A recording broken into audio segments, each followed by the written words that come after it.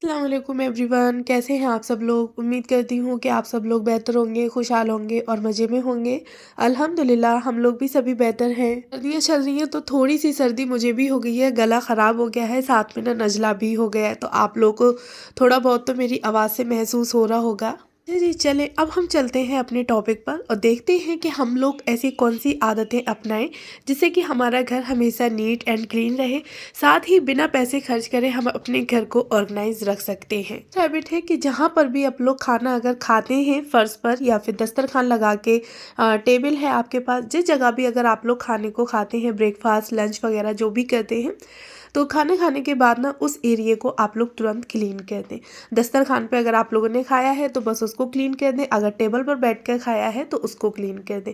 अच्छा जी, किचन और टेबल वगैरह के लिए ना मैं एक DIY जो स्प्रे होता है ना क्लीनिंग का, तो उसको यूज़ करती हूँ। उसके लिए ना आपको विनेगर लेना है और थोड़ा सा उसमें जो लिक्विड डिश वॉशर होता है ना उसको यूज़ करना है। अच्छा जी, अगर आपको पैसे खर्च नहीं करने हैं, यानी कि जो विनेगर होता है ना उसमें बिल्कुल भी आपको पैसे ज़ाया नहीं करने हैं, तो नॉर्मली जो लेमन होता है ना वो हम सभी लोग अपने घर में यूज़ करते हैं। तो लेमन को यूज़ करने के बाद जो उसका वेस्टेज यानी कि जो छिलके बचते हैं, आप उसको एक रात भर के लिए पानी में भिगो के रख दें और दूसरे दिन उस पानी में आप लोग जो लिक्विड डिश वॉशर होता है ना उसको ऐड कर लें। इससे ना आपका बहुत ही अच्छा किचन का DIY जो क्लीनर है वो बन के तैयार हो जाएगा। हैबिट है ना कि हम लोगों को घर में ग्रीनरी लगाने का बहुत ज़्यादा शौक होता है, तो उसके लिए मतलब पॉट वगैरह खरीदने हैं, प्लांट्स खरीदने हैं, तो पैसे खर्च होंगे। ये प्लांट ना एक ऐसा प्लांट है जिससे हम लोग बहुत सारा यानी कि उसको ग्रो कर सकते हैं।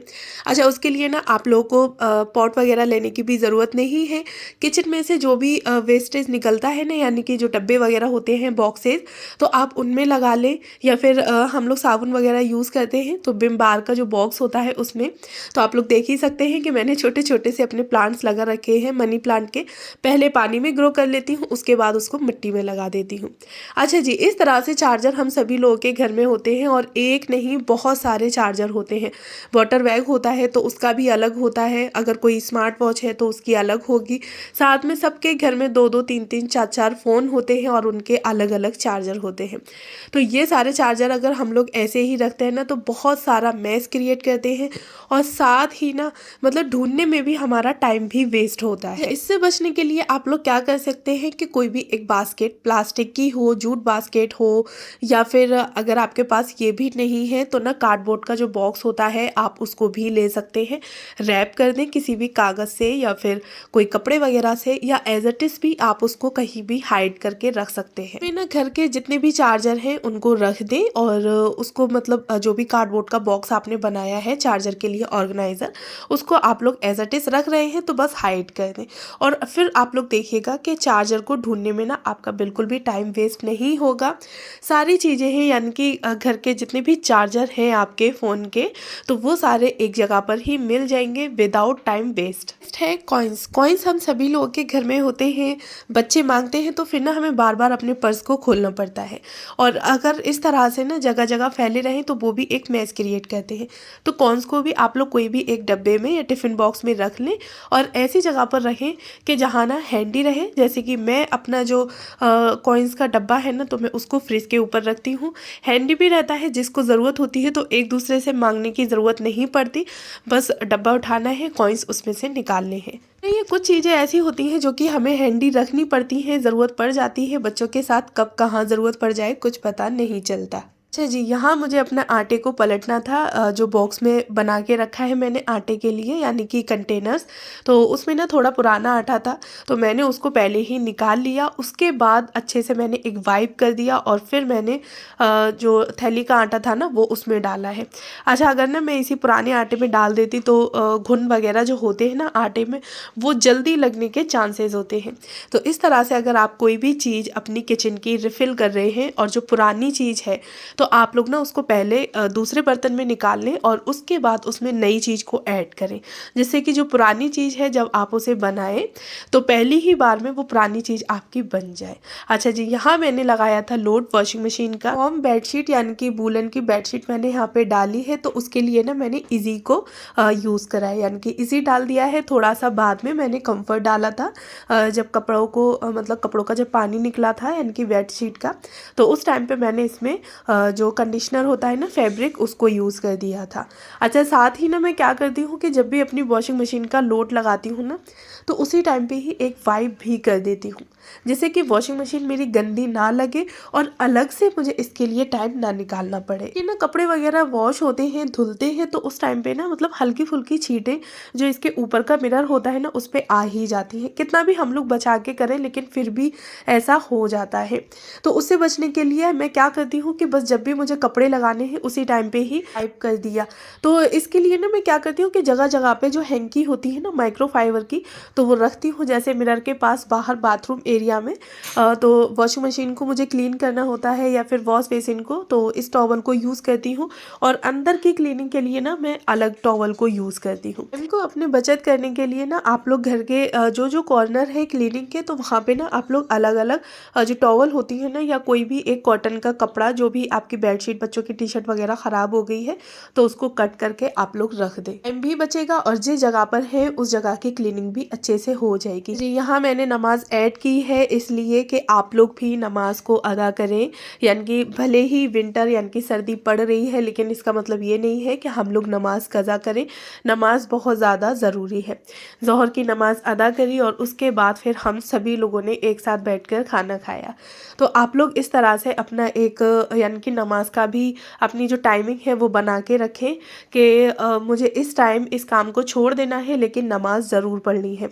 नमाज अक्सर करके हम लोगों के कामों के आगे आ जाती है, यानी कि नमाज हम लोग नहीं पढ़ पाते, सॉरी काम आगे आ जाते हैं नमाज़ों के, जिसकी वजह से ना हमारी जो नमाज होती है वो धीरे धीरे करके कज़ा होती चली जाती है।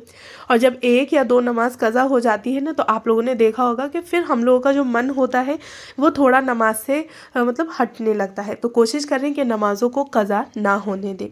अच्छा जी, खाना खाने के बाद तुरंत ही डाइनिंग एरिया को भी मैंने क्लीन कर दिया। यहाँ पे ना मैं नैपकिन पेपर जो होते हैं वो रख लेती हूँ, तो बस अगर मुझे लग रहा है कि हल्की फुल्की सी गंदी है तो बस एक नैपकिन पेपर निकाला और उसी से ही डाइनिंग टेबल को अच्छे से क्लीन कर दिया। चीज़ों को क्लीन रखना, साफ़ रखना, ये बिल्कुल हमारे हाथ में होता है कि हम किस तरह से अपनी किस चीज़ को कितना टाइम दे रहे हैं और कितने अच्छे से उसको डेकोर करके रख रहे हैं। आपकी अभी छुट्टियाँ चल रही हैं लेकिन शाम के टाइम में मैं उसको एक्स्ट्रा वर्क ज़रूर करवाती हूँ। स्कूल का जो भी होता है वो लर्न करवाना, उससे सुनना, उसके बाद फिर उसको कोई भी एक्स्ट्रा मैथ के जो क्वेश्चन होते हैं ना वो बना के देना, तो वो मुझे करके दिखा देता है। साथ ही एक पेज राइटिंग जो होती है ना हिंदी की या इंग्लिश की, तो जिससे कि उसकी हैंड राइटिंग जो है वो और अच्छी हो जाए, तो वो भी साथ में मैं देती रहती हूँ। जो कि साथ इसी तरह से टाइम भी स्पेंड हो जाता है। तो मैं क्या करती हूँ कि कोई भी अपना काम कर रही होती हूँ उससे पहले ना मेरा आपको होमवर्क वगैरह जो भी है मतलब क्वेश्चन वगैरह दे दिए मैथ के या फिर राइटिंग करने को दे दिया, और उसके बाद फटाफट से मैं लग जाती हूँ अपने कामों में, और बीच बीच में आके मैं उसको देखती रहती हूँ कि मतलब सही कर रहा है या नहीं। तो इस तरह से हमारा टाइम भी बच जाता है स्पेशल, यानी कि अलग से हमें बिल्कुल भी टाइम देने की ज़रूरत नहीं पड़ती, एक साथ ही हमारे दो काम हो जाते हैं। तो हम हाउसवाइफ हैं, होम मेकर्स हैं, तो हमें ना मल्टीटास्किंग होना भी बहुत ज़्यादा ज़रूरी है, जिससे कि हम अपने टाइम को थोड़ा बचा के चल सकें, थोड़ा अपने लिए भी टाइम निकाल सकें। जिनमें हमारा ना लगभग ज़्यादा से ज़्यादा जो टाइम होता है वो किचन में ही स्पेंड होता है, और किचन में भी हमारा नॉर्मल टाइम स्पेंड नहीं होता। वहाँ पे हमें ना 2 से 3 मरतबा कुकिंग करनी पड़ती है, और कुकिंग के साथ तो आप लोग जानते ही हैं कि कितनी सारी मतलब गंदगी वगैरह हो जाती है कि कोई भी वेजिटेबल्स हम लोग कट कर रहे हैं, तड़का लगा रहे हैं तो छींटे आ गई ऑयल की। तो मैं कोशिश करती हूँ कि जब भी अपना ब्रेकफास्ट, लंच, डिनर जो भी मैंने मील प्रिपेयर की है उसके बाद मैं अपने गैस स्टोव को, काउंटर टॉप को अच्छे से क्लीन कर दूँ। दिन में एक बार मैं ऊपर की स्लिप को, नीचे वाली स्लिप को, हर एक चीज़ को अच्छे से हटा के क्लीन कर देती हूँ, जिससे कि ना मुझे अपनी किचन में चिकनाई वगैरह की कोई भी शिकायत ना रहे। हल्के फुल्के जो भी डेकोर आइटम रखती हूँ तो उसको भी मैं क्लीन कर देती हूँ।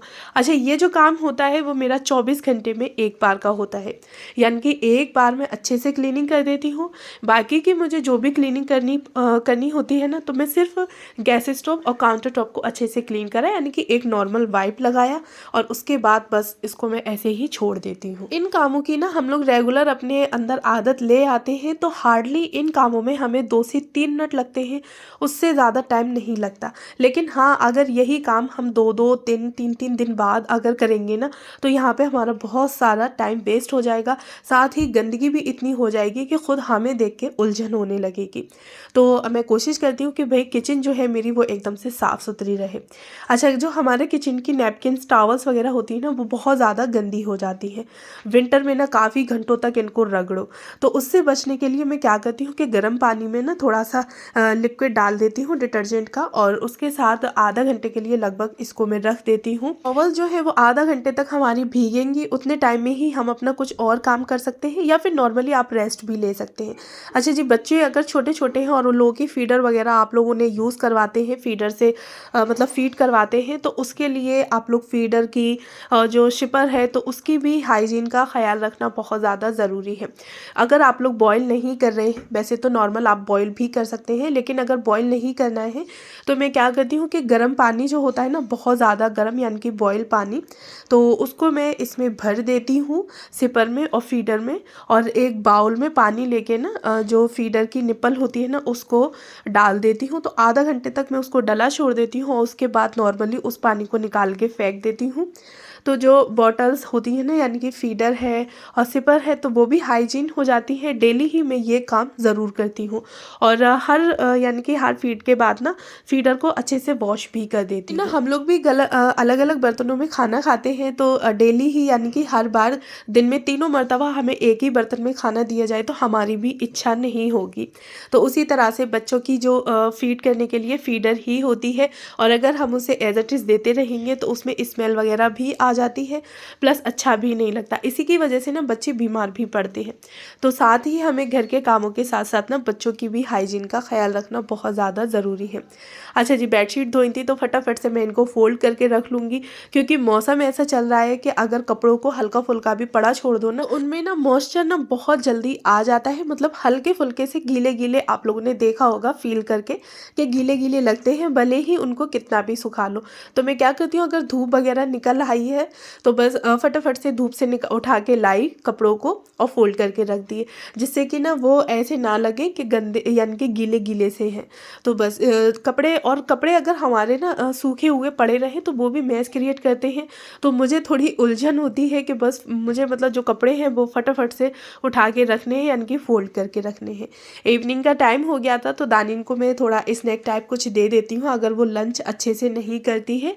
तो यहाँ पे ना चौकोज़ मांग रही थी, तो मैंने उसको फटाफट से थोड़ा दूध गुनगुना करके चौकोज़ डाल के दे दी, उसको अच्छे से खिला दी, यानी कि उसका कर दिया टमी फुल बढ़िया तरीके से। और इतने कामों में ना मुझे लगभग आधा घंटा हो गया था, और आधे घंटे तक ना ये किचन टॉवल्स जो थी वो अच्छे से भीग चुकी थी, यानी कि जो भी इनकी गंदगी वगैरह थी वो सब बाहर आ चुकी थी। नॉर्मली ही मैंने उनको हाथों से ऐसे रगड़ दिया और 3 से 4 मरतबा इनका पानी निकाल दिया था, जब तक कि गंदा पानी निकला।